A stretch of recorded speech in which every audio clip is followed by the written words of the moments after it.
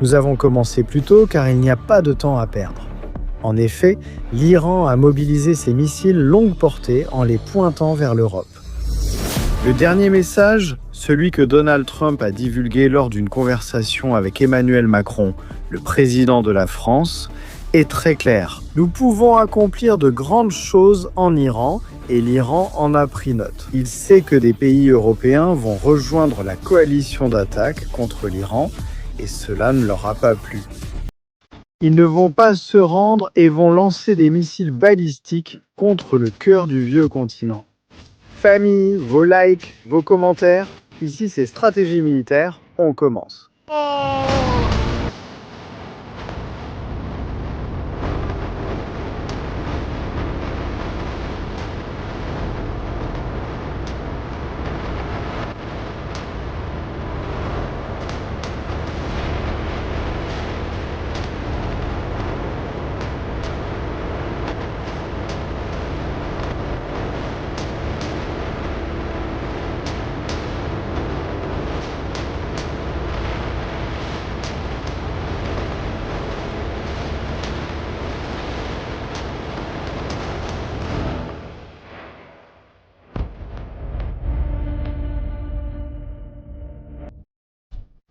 Stratégie Militaire, très bon après-midi, bienvenue sur Stratégie Militaire. Nous sommes en direct en ce moment, pour le monde entier, où que tu sois, où que tu te trouves, nous sommes en direct avec vous. Ce sujet est sérieux. L'installation de missiles la plus dangereuse pour l'Europe a été activée. Il y a eu un envoi depuis une autre installation de missiles à très longue portée. Et l'Iran est prêt à défier le monde entier, c'est bien ça. Le régime a fait des déclarations au cours des dernières 24 à 48 heures, mais il y en a certaines qui sont très spécifiques et qui pourraient commencer à nous inquiéter tous, y compris l'Espagne. Nous pourrions commencer à nous inquiéter, et sérieusement. Mais qu'est-ce qui a mené à tout cela ? Qu'est-ce qui a provoqué l'explosion pour qu'à présent l'Iran se retrouve avec des missiles balistiques sans issue ? Savoir quelle est la charge qu'ils portent, si elle est conventionnelle ou non, pointée vers notre continent, vers l'Europe, que se passe-t-il ? Que se passe-t-il vraiment ? Le déclencheur a été le suivant. Donald Trump a divulgué hier soir un message privé de différentes personnes, parmi lesquelles Macron, France. Il l'a fait sur son réseau social. Tout cela à cause de l'affaire du Groenland. Mais entre ces messages, il se passait quelque chose qui ne peut pas passer inaperçu pour tout le monde. Note du président Emmanuel Macron. Du président Macron au président Trump, mon ami, nous sommes totalement en phase concernant la Syrie. Nous pouvons accomplir de grandes choses en Iran, mais je ne comprends pas ce que tu fais au Groenland. On parlera du Groenland une autre fois. Il fait trop froid actuellement et je préfère ne pas y aller. Nous pouvons réaliser de grandes choses en Iran. Macron offrant un soutien militaire à Trump en Iran, l'Iran, qu'est-ce qu'il a pris ? Tu ne l'as pas dit ? Ah oui. Nous accomplirons de grandes choses en Europe et en Argentine.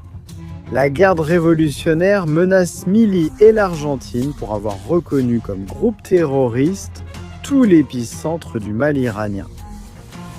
C'est ce qui se passe, c'est ce qui arrive, c'est hallucinant, hallucinant, hallucinant, parce que cette déclaration indique ce que nous disions déjà. Il va y avoir une coalition de pays qui vont s'aligner contre l'Iran, ils vont s'aligner dans une attaque qui va arriver dans les prochains jours, et il semble que le monde ne veuille même pas regarder de près, ni de loin, ce qui pourrait arriver, ce qui pourrait se passer.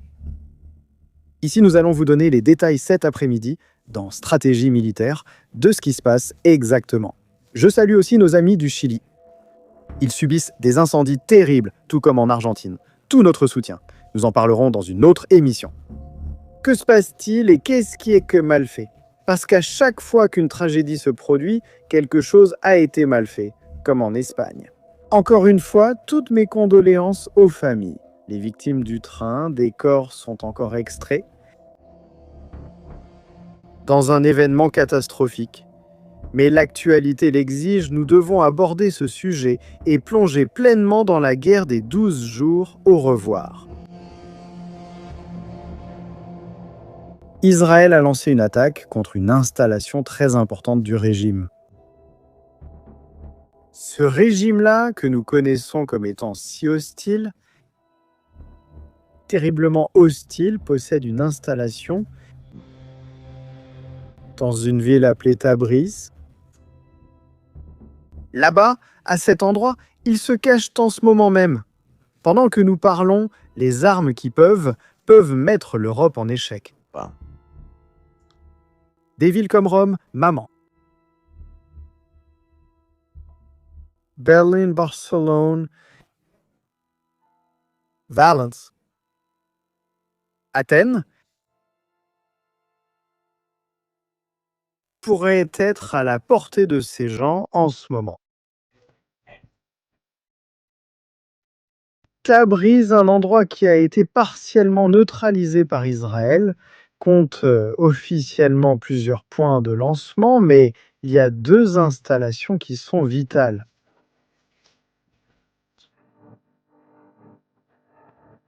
On va le voir en grand ici, ne vous inquiétez pas.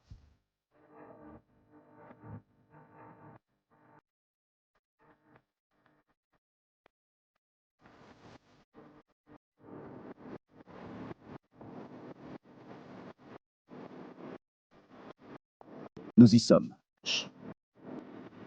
Attention à cela.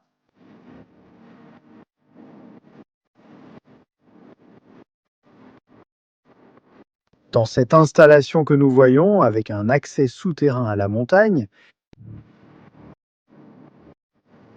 dans ces endroits que nous voyons, avec des véhicules lanceurs de missiles de transport et même certains missiles déjà installés.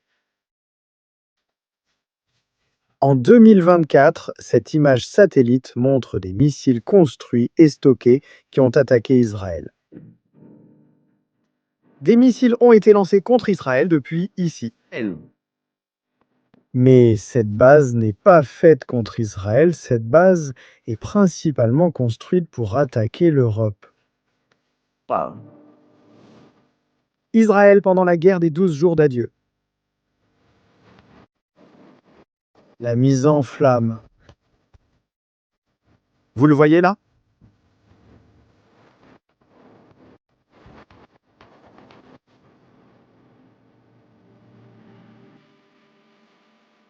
Israël a lancé une attaque contre cette installation précisément pour empêcher que des missiles balistiques continuent d'être lancés contre Israël. Quel était le vrai dégât? Ils ont réussi à bloquer les entrées. Les entrées des bunkers se sont effondrées, mais elles n'ont pas été complètement détruites. L'Iran a rouvert l'installation. L'Iran est prêt à lancer à nouveau des vagues de missiles depuis Tabriz. Mais maintenant, contrairement à ce que nous avons vu à l'époque contre Israël, ces images si dantesques de missiles tombant du ciel sur Tel Aviv. Ce à quoi nous pourrions être confrontés maintenant, c'est que ces missiles vont tomber sur l'Europe, vont tomber sur des zones qui ne sont pas préparées, qui n'ont pas de système de défense antiaérienne solide et qui sont une véritable aubaine. C'est du pain béni pour l'Iran. S'il veut faire du mal, et s'il veut vraiment faire beaucoup de mal, à quoi est-ce que je fais référence? Si des pays d'Europe cèdent leur base ou participent activement ou indirectement à l'attaque contre l'Iran. Ce qui va se passer ici, ce qui va arriver ici, c'est que l'Iran va lancer une réponse ferme. Ce n'est pas moi qui le dis. Ce n'est pas moi qui le dis. Ce sont les Iraniens eux-mêmes qui le disent, les membres de la garde révolutionnaire eux-mêmes, ou même les généraux ou professeurs de l'université d'Iran eux-mêmes. Celui-ci, par exemple, le disait le 13 janvier, Marandi disait « S'ils viennent chercher notre pétrole et notre gaz, nous allons tirer sur tous ceux qui nous attaquent, sur tous ceux qui essaient de nous envahir, et nous allons attaquer leurs infrastructures critiques où qu'elle se trouve. Ici, ce ne sont pas que les missiles qui inquiètent, mais aussi les attentats. Ils pourraient lancer des attaques indiscriminées contre des installations critiques en Europe. Quelqu'un l'a dit encore plus clairement. 18 janvier 2026. Et il disait, ici, « Regardez,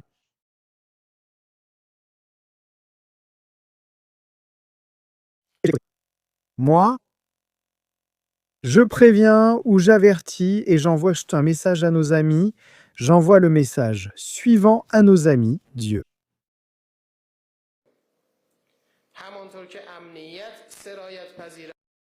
De la même manière que la sécurité, le manque de sécurité est contagieux,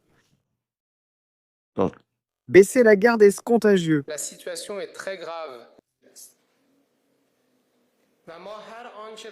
Nous allons faire tout ce qu'il faut pour réprimer les manifestations dans notre pays, les manifestants du pays.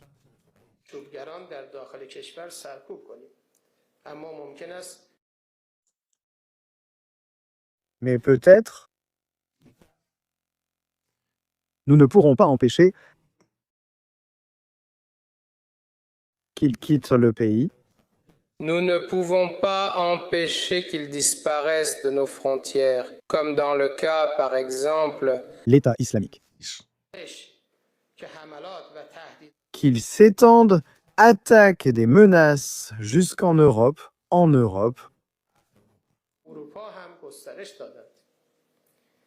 s'étendent et menacent le monde. Ce serait mieux s'ils évitaient de diriger les protestations. Avec leur silence face à Trump ou leur collaboration avec lui, en gardant le silence face à Donald Trump ou en collaborant avec lui. Le monde ne s'en va pas, l'amour non plus. Regardez, ce qu'il dit, c'est une menace subtile. Okay. Si les manifestations continuent d'être soutenues, ils ne pourront pas empêcher que des choses se produisent en Europe. Aujourd'hui, la technologie permet à n'importe qui de générer une fausse sécurité ou une faiblesse de sécurité. La confiance des membres offre une fausse sécurité à tous via la communauté. La situation de la violence ne peut être évitée dans aucun pays. Là. Les protestations ne profitent à aucun pays. Les protestations ne profitent pas. Bien sûr. Qu'a dit l'ayatollah à ce sujet ? Ils ont porté plainte contre Elon Musk, merci. Ils ont porté plainte contre Elon Musk.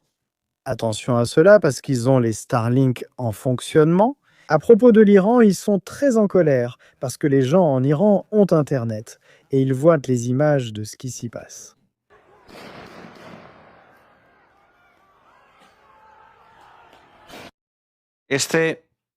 Ce photojournaliste ou vidéaste lors des manifestations, voyez-vous ce qu'il attend?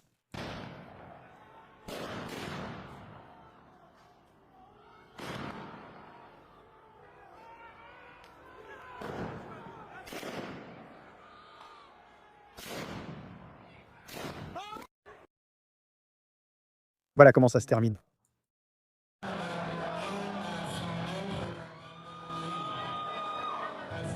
Ce sont les funérailles.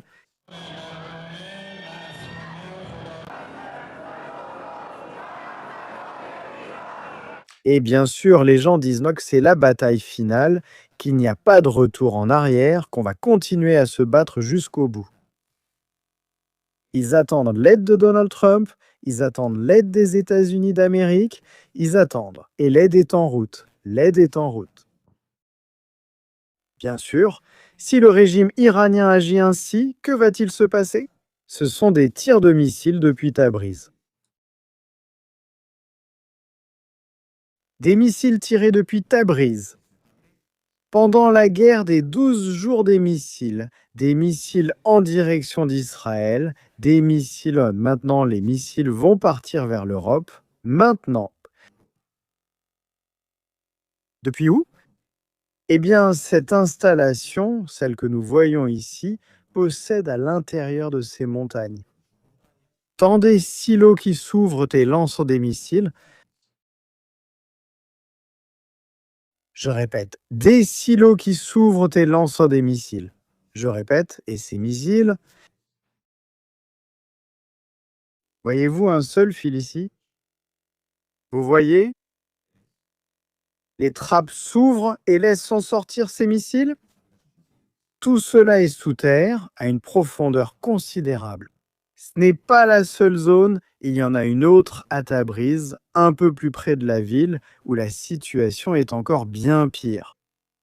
Cette terre noire assombrie abrite, entre autres, des rampes de lancement, des systèmes installés et prêts, des silos à missiles enterrés, un véritable enfer. Et pourquoi? Tabriz, qu'est-ce qui la rend différente? Tabriz, parce que Tabriz est le point le plus proche de l'Europe. Voyons-le comme ça. Nous savons déjà que la capacité de missiles qu'ils peuvent lancer rapidement dépasse les 3000 km.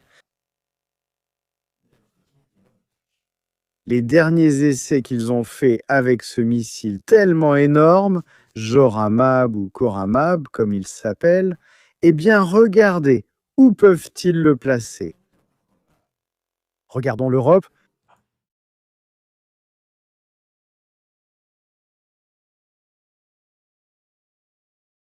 Excusez-moi maintenant. Ville de Barcelone, 3700 km.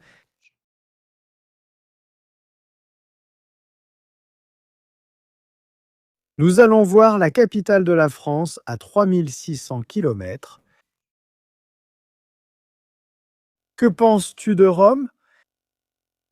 2900 km. Que penses-tu d'Athènes? 1900 km à Pologne-Varsovie, 2500 Allemagne. Munich, 3000 km. Berlin,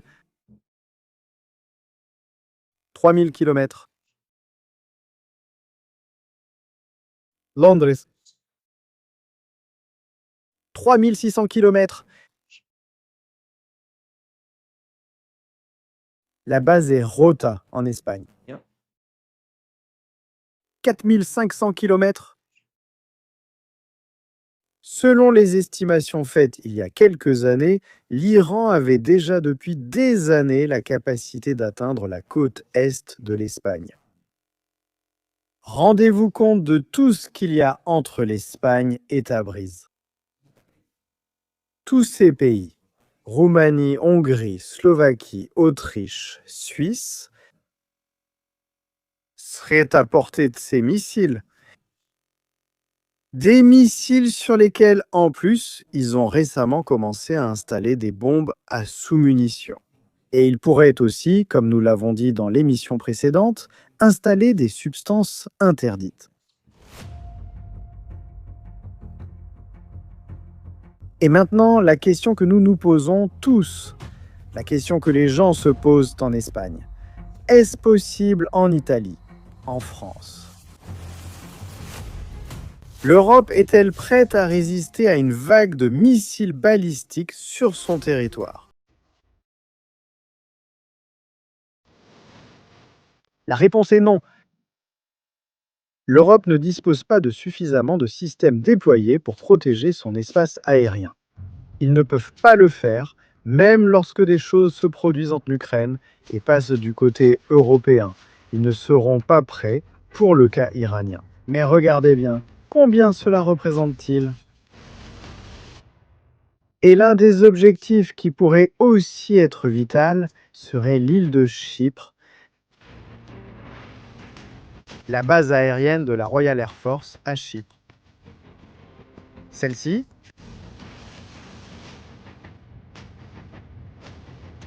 l'Iran pourrait tenter de l'attaquer, et ils n'ont pas non plus de système de défense avancé pour la protéger, comme à Chypre. Pourrait-on aller en Crète?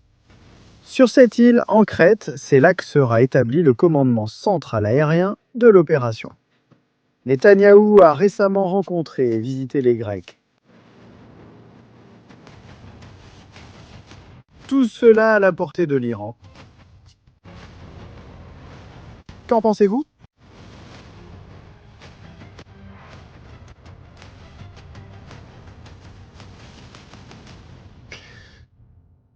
C'est clair. C'est assez clair. Leur lancement dépend d'un facteur.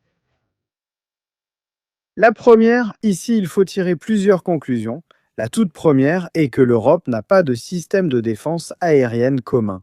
Chaque pays a le sien. L'Espagne possède, je crois, 2 batteries patriotes obsolètes. L'une se trouve en Turquie, je ne sais pas ce qu'elle fait en Turquie, l'autre est démontée à Valence. Elle n'est même pas connectée. Non, non, non, il n'y a pas de capacité pour ce type de menace. Nous sommes un pays qui accueille des bases de l'OTAN, des zones très importantes comme Cadix, Saragosse, Séville. Tenemos. Antigona a Abriloc-Termapi, qui Nueva Scotia a un territoire clé du trafic maritime mondial. Tout comme le canal de Suez, tout comme le canal de Panama, tout comme le détroit de Malacca ou le Bosphore. Nous avons notre place importante, géostratégique, vitale pour le commerce international. Il y a un autre détail. L'Iran a envoyé des navires avec des missiles depuis le Yémen. Ils les ont envoyés, ils ont envoyé et soutenu des groupes djihadistes en Afrique, ils ont apporté un soutien militaire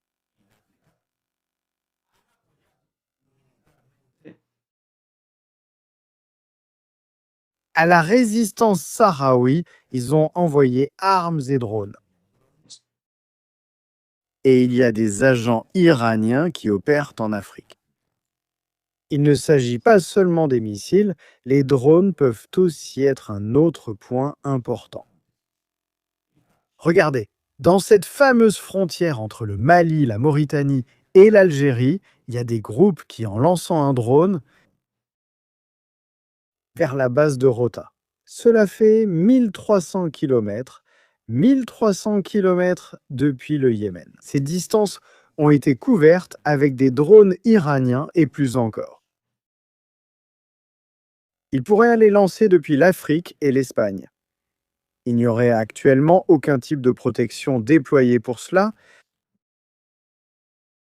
Personne ne s'y attendrait, ajouté aux cellules iraniennes qui opèrent à l'intérieur de l'Espagne, qui pourraient attaquer des infrastructures critiques. Je ne veux pas provoquer ici une alarme générale, mais ce que je veux dire, c'est que si on ne prévient pas, les choses arrivent. Si nous allons entrer en guerre contre l'Iran, nous devons être préparés. Ce n'est plus une mission pour protéger Israël des missiles balistiques. La France, le Royaume-Uni, l'Allemagne, l'Italie et d'autres pays coopèrent pour abattre drones et missiles de croisière.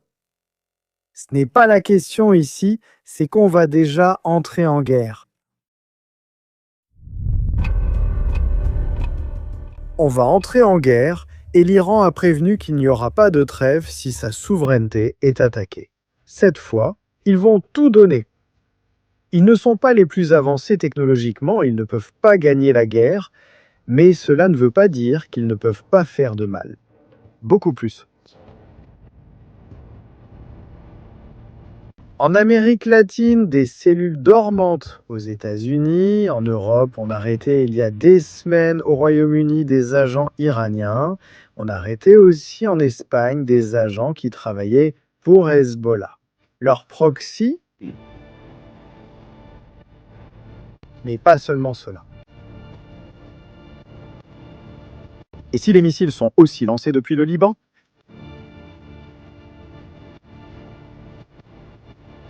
Et si depuis la base ou des lieux secrets au nord du Liban?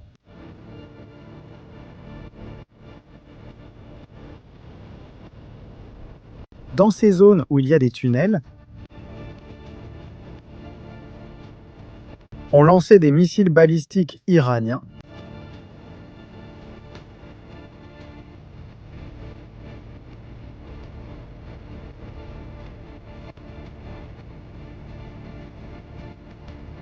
« 3000 km 3500 jusqu'à Madrid.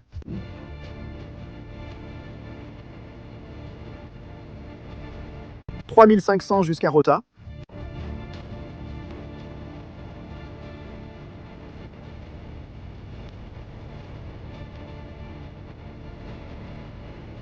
Qui prévient n'est pas traître. Quelle est la solution à cela? Que doit faire l'Europe en ce moment? À l'heure actuelle, Dos. que faut-il faire? Comment sauver les meubles? Eh bien, il y a une option. D'abord, élever l'alerte antiterroriste dans toute l'Europe. Il faut l'élever immédiatement. Renforcer la protection des infrastructures critiques de chaque pays, y compris par le déploiement de l'armée. Et lancer une première vague d'attaques pour neutraliser tous ces endroits.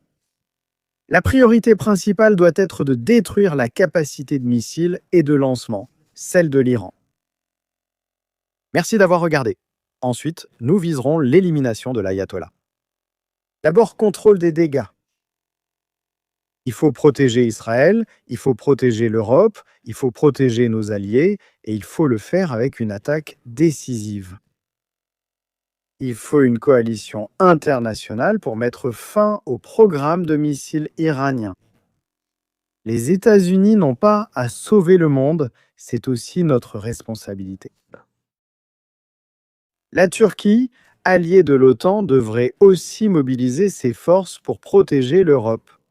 Nous allons voir s'ils vont le faire. C'est là que nous serons surpris. Quand nous verrons qu'Ankara, Turquie, ne cède pas à l'utilisation de ses bases militaires, ne mobilise pas sa flotte de drones, ne mobilise pas sa force aérienne, nous allons commencer à nous demander pourquoi une batterie de missiles anti-aériens espagnols, le système Patriot, est en Turquie, pas en Espagne. C'est là que va le monde. Cet Occident va se rendre compte de qui est un allié et qui ne l'est pas, parce que la Turquie ne va pas intervenir. La Turquie, ce qu'elle ne veut pas, c'est que des milliers et des milliers d'Iraniens traversent sa frontière pour fuir la guerre et entrer sur son territoire. Donc, eux, ils vont rester à regarder. En plus, avec la quantité de missiles à courte portée que possède l'Iran, ils ont de quoi mettre la Turquie à feu et à sang. La Turquie, dont l'économie dépend du tourisme et est déjà ruinée, n'ira pas en guerre. En fait, on n'a vu aucun avion atterrir en Turquie parmi tout ce qui est envoyé au Moyen-Orient. Erdogan a dit « Ne me mêlez pas à ça, débrouillez-vous entre vous ». Ils attaquent à l'OTAN, ils attaquent un pays de l'OTAN qui sera la Turquie, avec son voisin, avec qui elle partage des intérêts. La question se pose aussi, que va-t-il se passer? Passons à vos commentaires. Famille, qu'en pensez-vous de ce dont nous parlons en ce moment ici dans Stratégie militaire? Merci beaucoup d'être en direct avec nous. Ce qui arrive va être dur. On peut dire ce qui arrive n'est pas vraiment facile. En Israël, malheureusement, ils se sont habitués à voir des choses voler dans le ciel. En Europe, ils ne s'y sont pas habitués. Depuis la Seconde Guerre mondiale, cela n'arrive pas. Voyons ce qui se passe. Il est important de s'accrocher à Jésus. Merci pour l'information. Même si c'est effrayant, c'est vraiment effrayant, c'est préoccupant, c'est vraiment préoccupant, à mon humble avis, dit-il. Newsbrem Magnifica. S'ils étaient si puissants, ils auraient abattu un avion pendant la guerre des 12 jours. Désolé, c'est du bluff, comme au poker. Je ne parle pas de défense anti-aérienne, Newsbrem, mais de missiles balistiques. Difficiles à abattre. Il y a un taux d'erreur, il y a un nombre limité d'intercepteurs. Quand tu n'as plus de missiles pour intercepter, tu encaisses les missiles balistiques. J'ai été en Israël dans des zones touchées par des missiles balistiques. Je peux t'assurer que ce n'est pas du bluff. Ça ne l'est pas. Ils détruisent des immeubles entiers, des quartiers entiers. Ce n'est pas du bluff. Il ne s'agit pas d'exagérer. Exagérer les choses nous ramène à la situation d'octobre. Ils ne sont pas très tranquilles. À Gaza, il ne se passe rien. Chaque jour, 10 000 personnes entrent pour aller travailler en Israël. Tout va bien. Rassemblons-nous autour du feu au bord de la mer pour partager des histoires de nos grands-parents qui se disputaient. Nous sommes amis. Non, ça ne fonctionne pas comme ça. Il ne s'agit pas d'exagérer les choses. Il s'agit de parler de la réalité de ce qu'il y a. Contrairement à la guerre des 12 jours, maintenant l'Iran sait qu'ils vont venir pour eux, mais vraiment pour eux. Vraiment? La guerre des 12 jours, c'était retarder le programme nucléaire. La guerre des 12 jours, merci. Ils ne voulaient pas renverser le régime, sinon ce serait déjà fait. Maintenant, la situation est différente. Mets-toi à la place de l'Iranien, de l'ayatollah, pas de l'Iranien ordinaire qui ne veut pas la guerre. Mets-toi à la place de la garde révolutionnaire et tous ces gens qui savent qu'ils vont mourir. Adopte la mentalité de ces fanatiques conscients de la perte de leur empire. Ils n'ont rien à perdre, ils ont déjà tout perdu. Au moment où la première munition tombera, ils savent que c'est le début de leur fin. Alors pourquoi n'appuieront-ils pas sur le bouton rouge? Pourquoi ont-ils créé autant de missiles? Pourquoi tant de silos de missiles et d'infrastructures? Pourquoi avoir des programmes d'armes chimiques et nucléaires s'ils ne comptent pas les utiliser? N'est-ce pas que l'Iran ne travaille pas sur la dissuasion? Il ne fonctionne pas ainsi. Ils veulent détruire des pays, dont Israël. Est-ce que ça leur a importé de lancer des attaques sur le centre de Tel Aviv ou d'autres villes, Be'er-Sheva sur un hôpital? Des missiles balistiques? Ce n'est pas exagéré, c'est la réalité. N'est-ce pas?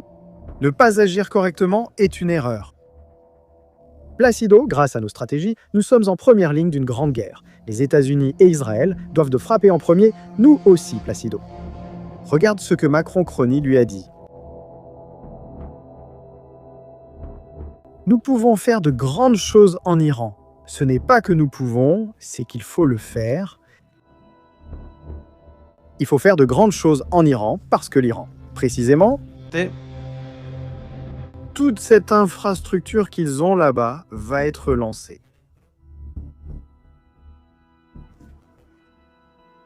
Si on la neutralise à temps, il y a une chance de minimiser les dégâts. C'est clair, mais il faut que tout le monde se mobilise. Merci Elena pour ce super chat et aussi à Andrea. Les Perses, ceux-ci ne sont pas des Perses. Il faut préciser, les chiites du schisme, ceux-ci ne sont pas des Perses. Les Perses désespérés, il ne leur reste plus qu'à menacer l'Europe s'ils s'en donnent la peine. Ce sera la chute du régime. Eh bien, eux, ils n'ont plus d'option. Que Dieu nous protège et que l'Europe agisse. Shalom d'Entre Rios, Argentine. Je n'espère pas que ce scénario arrive. J'espère vraiment que cela n'arrivera pas et je ne pense pas qu'ils en aient. Des milliers de missiles à très longue portée auront un stock important, peut-être de 150. Le reste sera composé de missiles à portée intermédiaire, jusqu'à 1800 ou 2000 km, pour attaquer Israël, les bases américaines et Chypre. Mais je pense qu'il y a effectivement un risque. Et que l'histoire est là. Au XXIe siècle, seuls 2 pays ont tiré des missiles balistiques sur des villes. À grande échelle, hein, je parle de la Russie et de l'Iran. La Russie et l'Iran. Quand on t'envoie des vagues de drones ou de missiles, la situation change sans aucun doute. On pourrait compliquer davantage. Ils peuvent déplacer des lanceurs mobiles beaucoup plus près de Tabriz, juste à la frontière, et effectuer des tirs à partir d'ici. Pouvoir le faire, le voir. Personne n'est en sécurité. Ce n'est pas seulement une question de missiles. J'insiste là-dessus. Il y a des infrastructures critiques, je ne vais pas donner d'idées, qui peuvent mettre un pays dans une situation délicate. Très très délicate. C'est pourquoi je dis qu'il faut augmenter le niveau d'alerte antiterroriste, il faut protéger les infrastructures critiques du pays. Vous voyez où je veux en venir. Les gens ici sont assez intelligents dans cette communauté. Dieu merci. Protégeons notre espace dès maintenant. Si les Iraniens viennent avec tout, il faut les accueillir avec tout. On ne peut pas avoir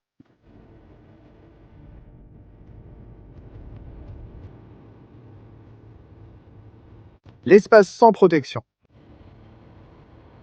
Ces choses-là font du mal, hein? Nous ne sommes pas Israël. Israël se prépare depuis des années, investissant une grande partie de son budget, d'où les impôts élevés. Dans la défense de ces choses, nous non. La guerre moderne a changé. La question n'est plus qui a le plus de chars, mais qui possède le plus de drones et de missiles. C'est une guerre d'usure que nous voyons aujourd'hui, une guerre d'usure. Et eux n'ont pas dit leur dernier mot. Vous le voyez là? Famille. Un grand merci d'avoir été en direct avec nous, ici sur Stratégie Militaire. C'était un véritable plaisir. On se retrouve plus tard. On a encore plein de sujets à aborder aujourd'hui. Les États-Unis, le Groenland, on va s'occuper de tout ça. Réfléchissez bien, on part en guerre. Nous sommes en guerre, on se retrouve dans la prochaine émission Stratégie Militaire.